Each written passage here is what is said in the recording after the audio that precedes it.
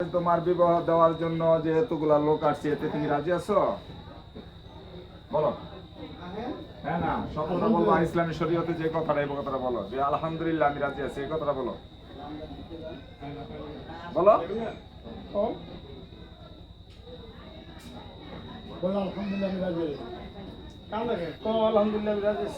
হ্যাঁ বুঝছি, স্বীকারোক্তি আছে কান্দার ভিতরে। যা বলো, বিসমিল্লাহির রহমানির রহিম।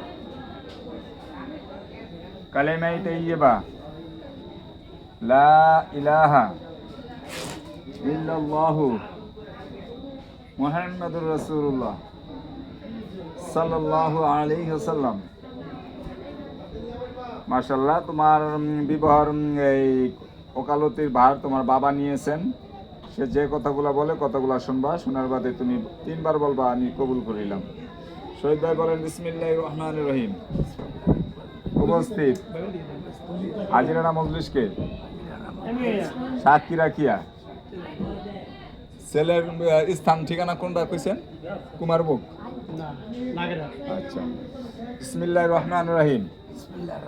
উপস্থিত হাজিরানা মজলিসকে সাক্ষী রাখিয়া আমার নিজ কন্যা সুমাইয়া আক্তার সোহাকে শরিয়া মোতাবেক সাক্ষীদের মোকাবেলায় উভয় পক্ষের বর্ণনা অনুপাতে 3 লক্ষ টাকা মোহরানায় স্বীকারোক্তিতে নাগেরহাট নির্বাসী পিতা মোহাম্মদ আনোয়ার হোসেন এর নিজ পুত্র মোহাম্মদ সুজন আলী এর পক্ষ হইয়া বিবাহের প্রস্তাব নিয়ে আসছি।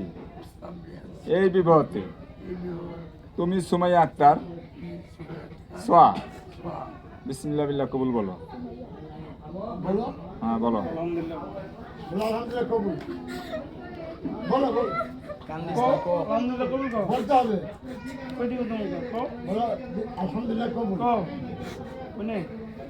বলো বলো। আলহামদুলিল্লাহ, মাশাআল্লাহ। নাও তোমার নামটা লিখবা। এই যে টিক চিহ্নটা দিছি, নাও কলমটা নাও। ড্রাফট যারা করো নাও, লেখো নাও।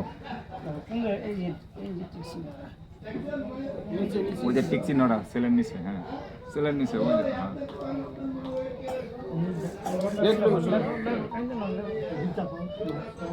এই মেকআপ নষ্ট হয়ে যাবো, কান্দিস না।